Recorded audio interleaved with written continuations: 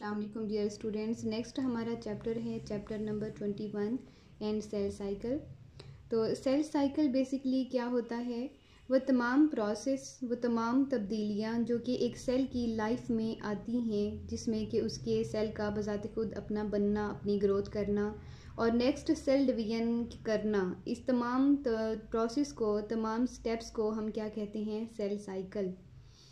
तो इसमें हम सेल साइकिल की डिफरेंट फेजेस होती हैं। सबसे जो बड़ी मेजर फेजेस हैं वो दो हैं। एक को हम कहते हैं इंटरफेज और दूसरे को हम कहते हैं माइटोटिक फेज़। ये दोनों फेज़ बहुत इंटरेस्टिंग होती हैं, बहुत इजी सी हैं अगर आप इसको स्टेप बाय स्टेप समझ लें तो।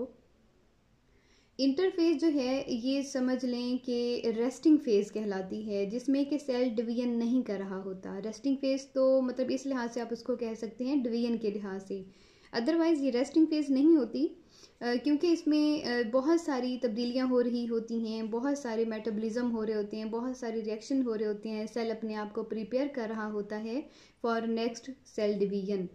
तो इसलिए आप सेल डिवीजन के लिहाज से तो कह सकते हैं, क्योंकि इसमें सेल डिवीजन नहीं हो रही, लिहाजा ये डिवीजन के अतबार से ये रेस्टिंग फेज़ है। और जो दूसरी फेज़ है सेल की, जिसको हम डिवीजन फेज़ कहते हैं, पीरियड ऑफ सेल डिवीजन, उसको हम कहते हैं माइटोटिक फेज़।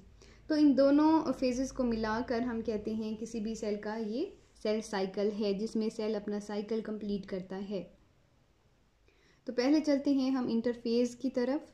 इंटरफेस आपको जैसे कि मैंने पहले बताया, ये वो प्रोसेस, ये वो स्टेप होता है जिसमें कि एक सेल बजाते खुद अभी अपने पेरेंट सेल से बनकर आया होता है, वो खुद अपना साइज़ में छोटा होता है। तो सेल सबसे पहले अपना एक तो साइज़ में इजाफा करता है, सेल अपनी ग्रोथ करता है, साइज़ अपना बढ़ाता है ताकि वो खुद को तैयार कर सके नेक्स्ट डिवीजन के लिए। तो इस इंटरफेज को, जिसमें कि सेल डिवीजन नहीं हो रही लेकिन सेल अपने आप की ग्रोथ कर रहा है, अपनी नेक्स्ट सेल डिवीजन के लिए तैयार हो रहा है, इस स्टेज को हम फर्दर सब फेजेस में डिवाइड करते हैं। वो सब फेजेस कौन सी हैं? 3 सब फेजेस हैं। इंटरफेज को मज़ीद हम 3 सब फेजेस में डिवाइड करते हैं। G1 फेज़, S फेज़ जिसको हम सिंथेसिस फेज़ कहते हैं, और G2 phase. G stand for gap, ठीक है। तो गैप वन का मतलब ये है कि ये वो पहली स्टेज है जिस पे सेल डिवीजन नहीं कर रहा, एक गैप में है, यानी कि एक रेस्टिंग फेज पे है जिसमें सेल डिवीजन नहीं कर रहा, लिहाजा हमने इसको गैप का नाम दिया G1 फेज। उसके बाद सेकंड स्टेप है S फेज, जिसको हम सिंथेसिस फेज कहते हैं। उसके बाद लास्ट स्टेप है G2 फेज। G1 फेज में क्या होता है कि सेल का अपना साइज, क्योंकि वो फौरी ही क्या होता है, डिवीजन से होके आता है। डिवीजन जो पेरेंट सेल्स होते हैं वो डिवाइड करते हैं, तो जो डॉटर सेल है साइज में छोटे होते हैं। तो वो जो डॉटर सेल्स हैं वो किस फेज से गुजर रहे होते हैं? सबसे पहले G1 फेज से, जिसमें सेल अपना साइज बड़ा करेगा, अपनी ग्रोथ करेगा और स्पेसिफिक एंजाइम्स को तैयार करेगा ताकि वो अपना नेक्स्ट जो सेल डिवीजन है वो कर सके। इसके अलावा DNA बेसिस न्यूक्लियोटाइड यानी कि वो जमा की जाती हैं सेल में, क्योंकि उसने अपना DNA भी नया तैयार करना होता है। अब इसमें जो है ना, कुछ सेल्स ऐसे होते हैं, वैसे तो हमारा हर सेल ही डिवीजन करने की सलाहियत रखता है, लेकिन कुछ सेल्स हमारी बॉडी में ऐसे होते हैं जो कि खुद तो डिवीजन से बन के आते हैं लेकिन नेक्स्ट डिवीजन नहीं करते, यानी कि वो सेल डिवीजन में मज़ीद हिस्सा नहीं लेते हैं। वो कौन से सेल्स होते हैं? जैसे कि इंसान में जो है वो आई सेल्स जो हैं, न्यूरॉन सेल्स हैं। आई सेल में भी जो लेंस वाला सेल होता है वो मज़ीद डिवाइड नहीं करता।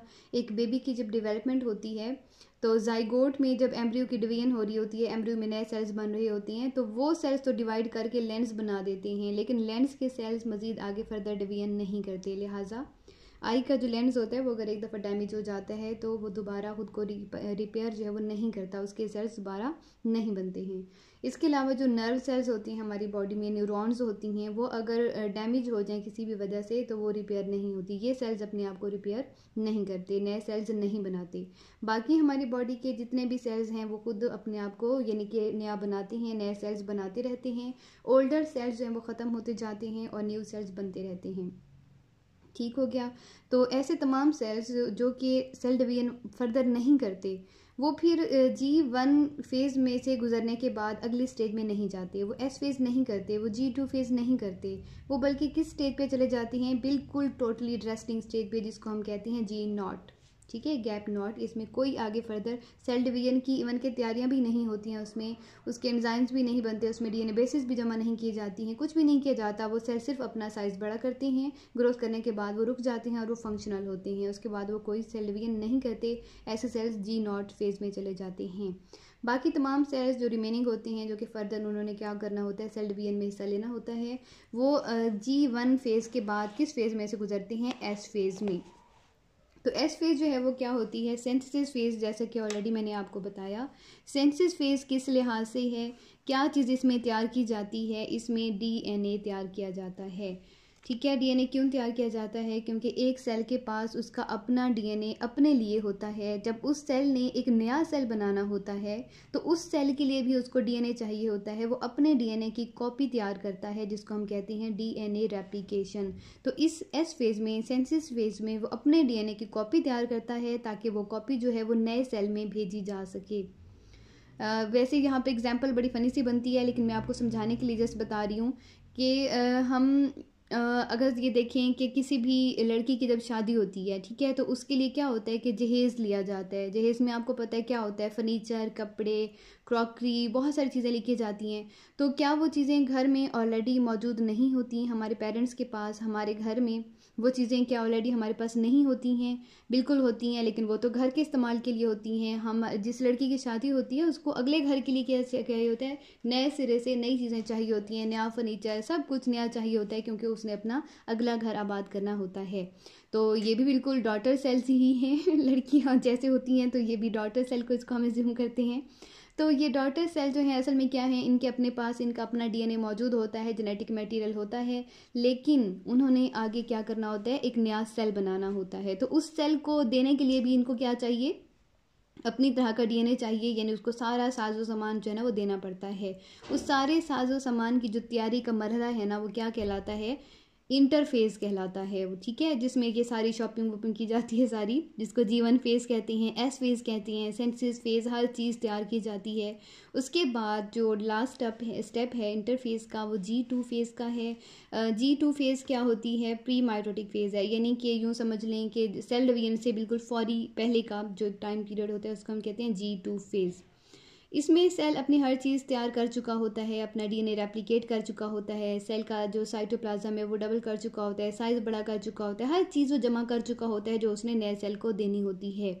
इस लास्ट वाले स्टेप में क्या चीज़ जमा की जाती है, लास्ट जो हमारा ये स्टेप होता है G2 फेज़ में, इसमें जो है ना सेल अपनी एनर्जी स्टोर करता है। ठीक है, यानी खा पी के सेहत वगैरह बनाता है अपने सेल डिवीजन के लिए। तो क्रोमोसोम मूवमेंट के लिए भी एनर्जी चाहिए होती है। इसके अलावा स्पेसिफिक कॉन्टेक्टाइल प्रोटीन्स जो स्पिंडल फाइबर्स में होती हैं वो तैयार की जाती हैं। आरएनए, माइक्रोट्यूब्यूल, ये जो लास्ट वाली स्टेप्स हैं ना, ये तैयारियां सारी किसमें की जाती हैं, G2 फेज़ में। यहाँ तक जब सारी तैयारियां मुकम्मल हो जाती हैं तो हम कहते हैं कि ये इंटरफेज़ अब ख़त्म हो गई। अब टाइम क्या होता है, सेल डिवीजन का। तो सेल डिवीजन को यहाँ पर समझने के लिए हम देखते हैं, एक सेल है आपके सामने, ठीक है, ये सेल डिवाइड हो रहा है, ये पेरेंट सेल्स हैं, ये दोनों डिवाइड हुए, ये है डॉटर सेल। हम स्टार्ट लेते हैं डॉटर सेल से। डॉटर सेल का साइज जो है सबसे छोटा होता है, उसके पास अपना एक क्रोमोसोम होता है। फॉर एग्जांपल वो एक क्रोमोसोम है, तो ये क्रोमोसोम है आपके पास जिसमें उसकी जेनेटिक इन्फॉर्मेशन मौजूद है, पूरी इन्फॉर्मेशन इस क्रोमोसोम के अंदर मौजूद है। इस क्रोमोसोम में जिसका एक क्रोमेटिड होता है उसको हम कहते हैं मोनोवैलेंट क्रोमोसोम। ठीक है, तो अब जो ना यहाँ पे देखें सेल ने अपना साइज़ बड़ा कर लिया, उसके बाद उसने क्या किया, यहाँ पे देखें ये सेल जो है वो किस फेज़ में से गुजरता है, कुछ सेल G0 फेज़ में चले जाते हैं जिन्होंने डिवाइड नहीं करना होता, लेकिन जिन्होंने डिवाइड करना है वो G1 फेज़ में से गुजरते हैं। ठीक है, अपने क्या करते हैं, सेल का साइज़ बड़ा करते हैं, एंजाइम तैयार करते हैं, डीएनए जो बेसिस हैं वो तैयार करते हैं, वो जमा करते हैं। उसके बाद अपनी एस फेज़ में जाते हैं, सिंथेसिस फेज़ में। यहाँ पे देखें उसने अपने डीएनए को क्या कर लिया, डबल कर लिया। उसके पास एक क्रोमेटिड था, उसने अपना दूसरा क्रोमेटिड भी तैयार कर लिया।